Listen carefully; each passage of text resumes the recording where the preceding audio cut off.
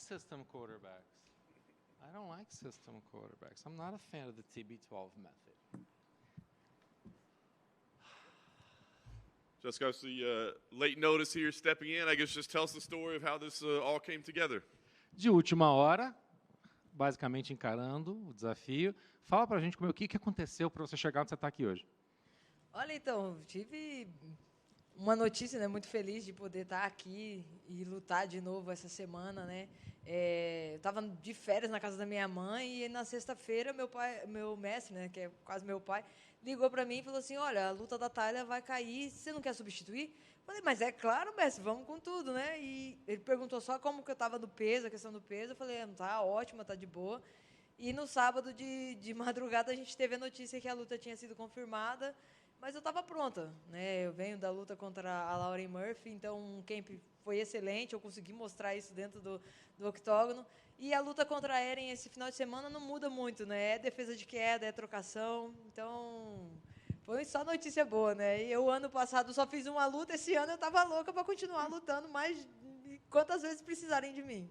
But I was on vacation with my mom, and all of a sudden we get the call saying, and my master was like a father to me, says, Tyler's fight's gonna fall. I mean, so hey, go ahead, just sign me up, put my name in, and then in the middle of the night, like on Saturday, we say, hey, fight is confirmed.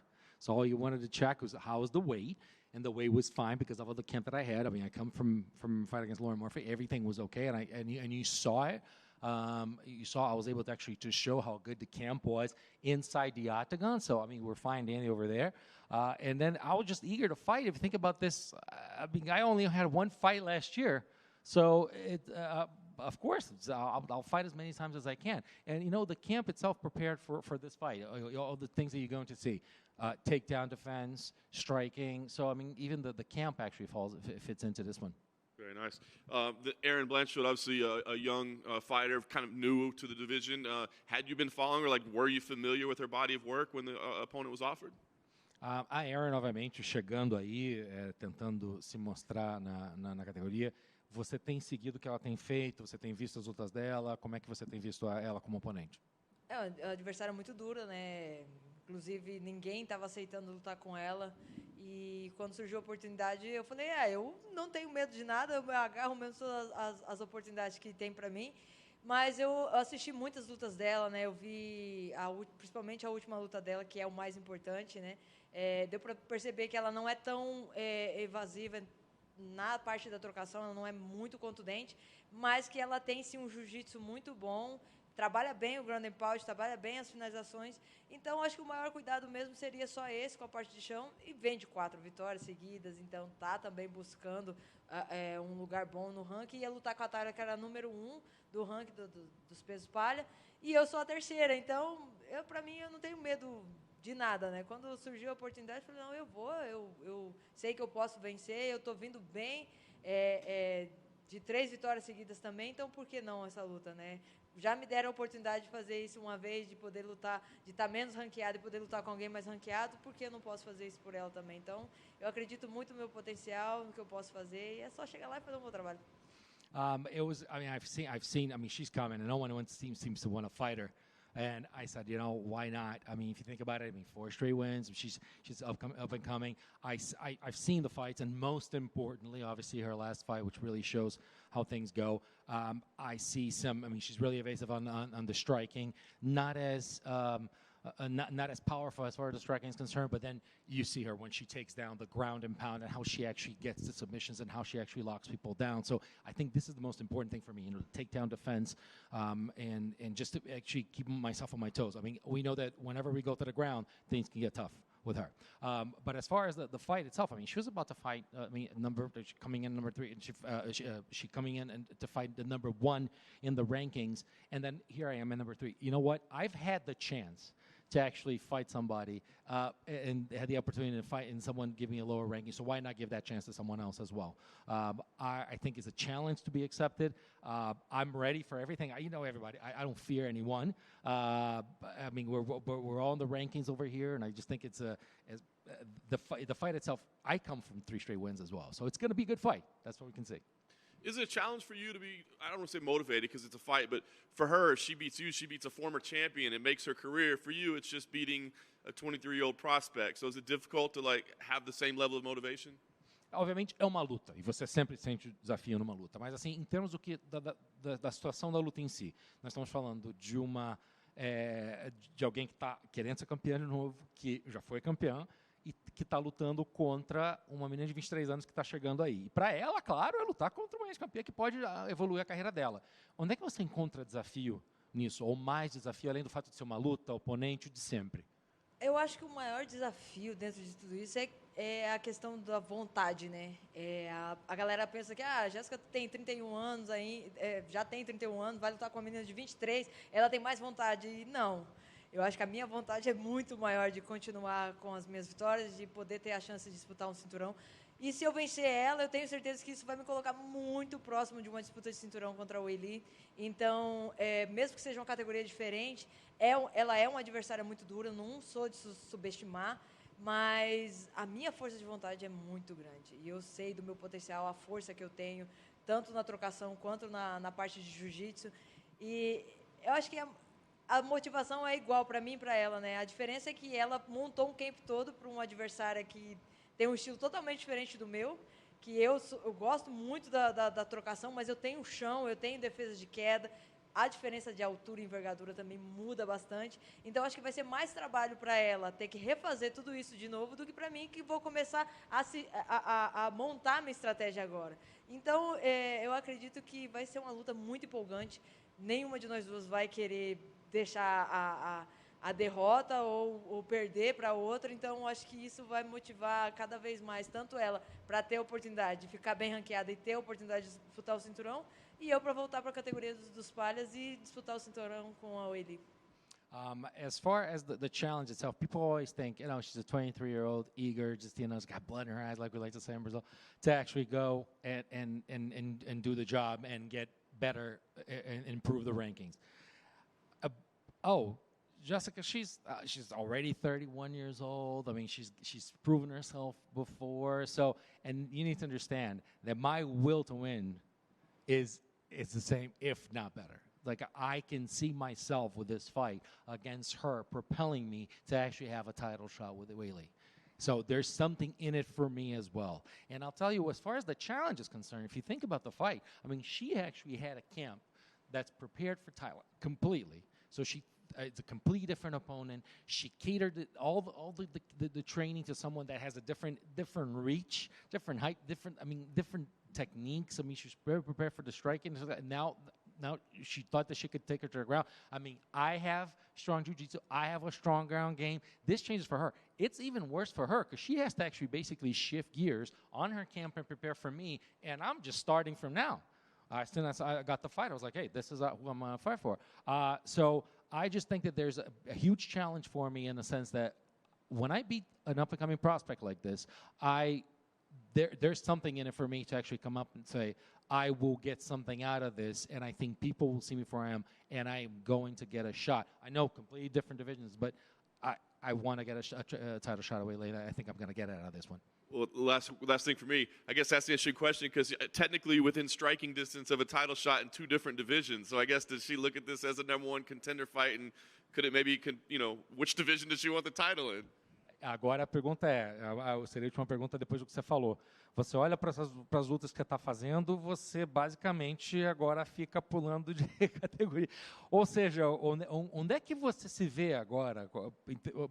Para qual que você se vê chegando mais cedo na oportunidade de cinturão de novo? Olha, se for tirar pela questão do ranking, né, de categorias, dentro do ranking do 57, eu acho que eu estou mais próxima de ter uma disputa de cinturão. Mas a Valentina já tem luta marcada, então eu talvez teria que esperar um tempo a mais.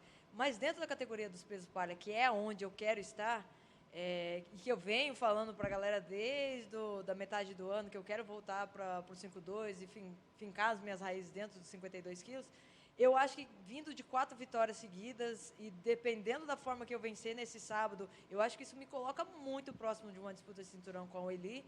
E aí, se tiver que esperar para a disputa ser no Rio de Janeiro ou em São Paulo, no Brasil, eu vou esperar porque, né, eu acho que eu fui para a China, lutei com ela lá, por que não dela retribuir, né, o mesmo favor e lutar em casa junto comigo, né? Então, lutar em Vegas, lutar aqui nos Estados Unidos, para ela já é confortável porque ela já fez camps aqui, ela já esteve aqui no Instituto de Performance, então ela teve um tempo aqui. E aí ela estaria confortável, mas ir para o Brasil, aí ia tirar ela da zona de conforto toda, então, mas eu acredito que o meu próximo passo é manter a minha palavra de continuar nos 52 quilos, mesmo que surja as oportunidades de lutar nos 57, mas eu estou aqui para isso, estou para lutar e o que aparecer eu vou estar sempre pronta. Rankings aside, obviously, if you're gonna look at rankings, who am I close to? I'm close to a fight with Valentina. The problem is that she's already got a fight scheduled, so you have to take that into consideration and start, becoming realistic on the expectations. I mean, I've said this to everyone all year long, since the middle of last year, that I want to remain a straw, and I've set my goals, and that's where I want to stay in. And I think I'm again coming off of then 4 straight victories. I think I'm close to actually facing Weili. And on that subject, I mean, I went to China to face Weili. I've been there. I went to her. And now, I mean, we can fight here in Vegas. It'll be great. But she, or anywhere in the United States, this is it's second nature for her. I mean, she's spent her time in the PI. She's done camps in here. I want to take her out to Brazil because I want to China to face her to remove her out of her comfort zone. And I think that, I did that for her, so to speak, so why not do it for me? But I think I want to say a straw. I've said this all along, even though the rankings kind of push me over there. But I do think that with a again 4 straight win against an up-and-coming prospect now, I think I'm going to be considered over here for a really clear shot at Weili. Hey, Jessica. I just want to know, how did it feel to fight back in Brazil, and now you're fighting back in your new adopted home in Vegas? Como é que foi lutar no Brasil, de novo, depois de tanto tempo, e agora lutando aqui num lugar que é quase a casa para você, né? Como é que foi lutar lá e estar aqui de volta lutando? É lutar em casa de novo, né? Eu acho que Las Vegas me abraçou muito bem, até por conta do Instituto de Performance que vem me incentivando e me ajudando muito com a questão da perca de peso. Então, eu cheguei muito tranquila, muito bem adaptada com a questão da temperatura, da comida. Eu tô em casa, né? Eu tô literalmente em casa, né? A única coisa que muda é a vibração do público, né? E às vezes eu não entendo o que a galera fala comigo. Mas fora isso, eu tô em casa. Eu me sinto bem, me adaptei muito bem com a questão do fuso horário. Só no primeiro dia que eu tive um problema que eu fui dormir às 7 da noite e acordei às 5 da manhã, mas não é o diferencial do que a galera de Las Vegas faz, né? Que é dormir cedo e acordar cedo. Então, eu estou muito bem, estou me sentindo em casa, estou tranquila, é só chegar no sábado e fazer meu trabalho. E sobre o Brasil, como é que foi lutar no Brasil? Lutar no Brasil é sempre bom, né? Lutar no Brasil, entender o que as pessoas estão te falando, sentir o calor, o amor do público, isso realmente não tem preço. Eu falo pra galera que quando a gente está lá dentro, às vezes a gente nem escuta o pessoal gritando, o vai morrer, mas você sente a vibração do octógono. E aí você sente que você está em casa, que a galera que está ali está para te assistir, está por você, só por você. Então, não tem como você chegar no Brasil, na sua casa, e falar assim, cara, eu vou deixar o meu adversário levar o que é meu. Não tem como. Isso aí é muita força, é muito incentivo para chegar lá e fazer mais do que o melhor. On both subjects. So starting with here. It's like fighting home. I mean, I again adopted a home. I've done so much here, trained so much here, done my camps here. Even, I mean, what I've been able to do with the PI. I mean, all my visits over there. How much they've helped me on the weight management as well. Just pretty amazing. Obviously, there's some adaptation period if you're somewhere else. But just now, for example, I had a couple of days ago. I actually went to bed at 7.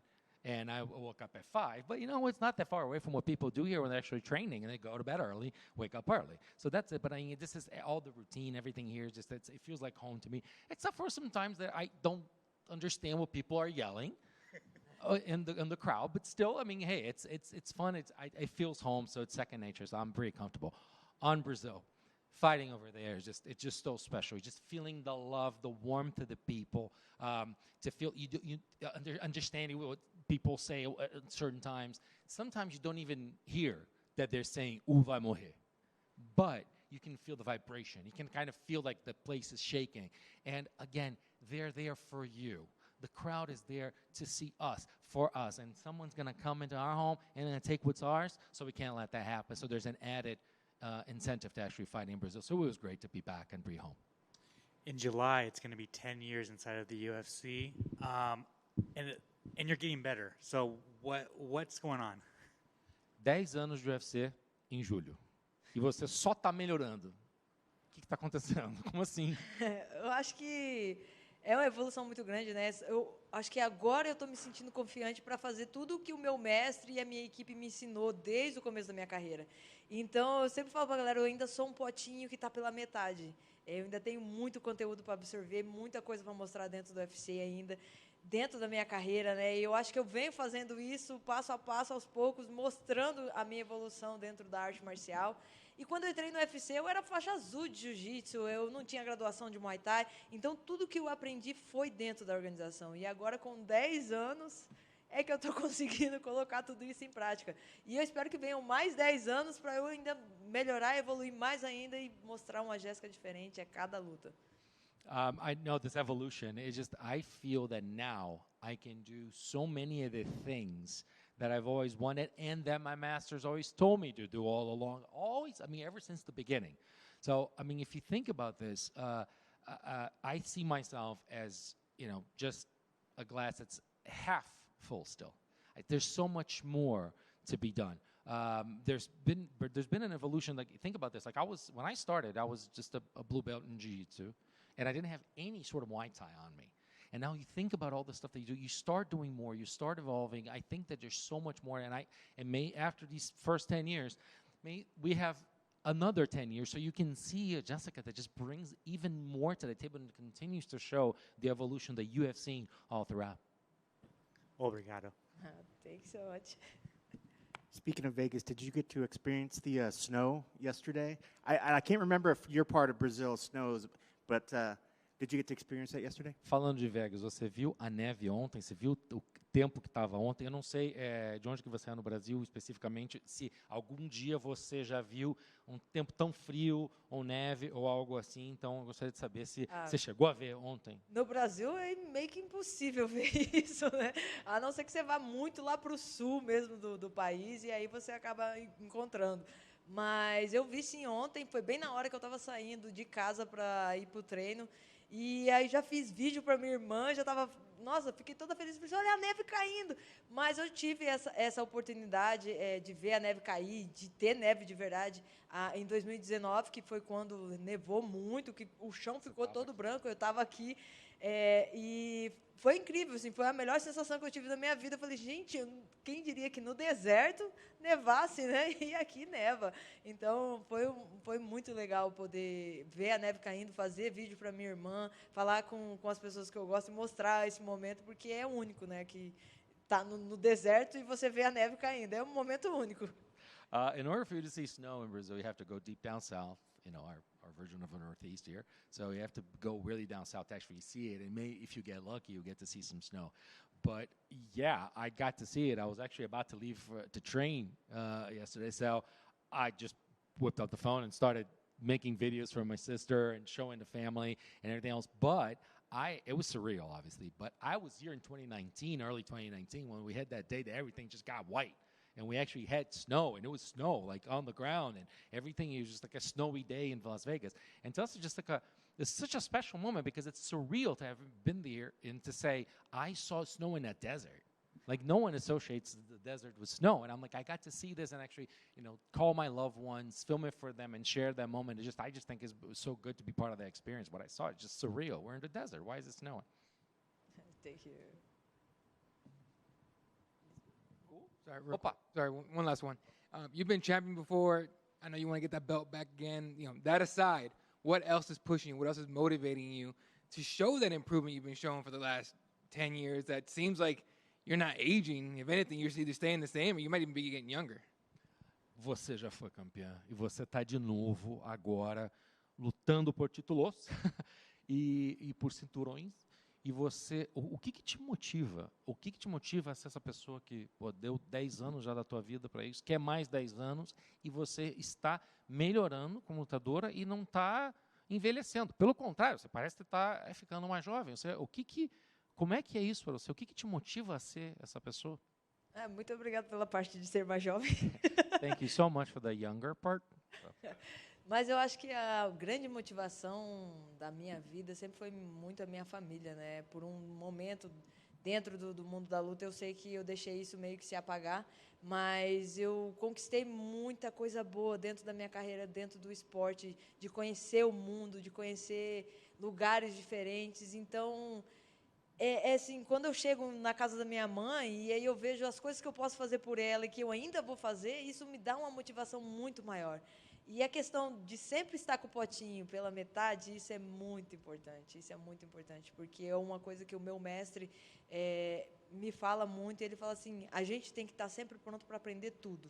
E você, filha, agora você está tendo o entendimento de colocar isso dentro da luta, porque são coisas que eu sempre ensinei a vida inteira para você e só agora você está conseguindo colocar. Então, você tem muito para mostrar.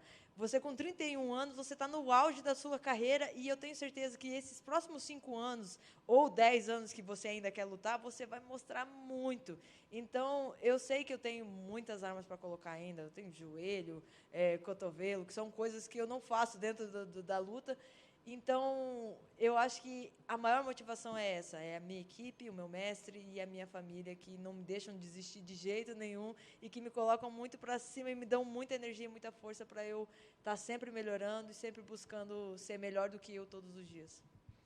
I think my family first and foremost, because there was a moment in my life that I didn't have that. I think maybe I kind of let that go as the initial journey in MMA, and I've gone back to that.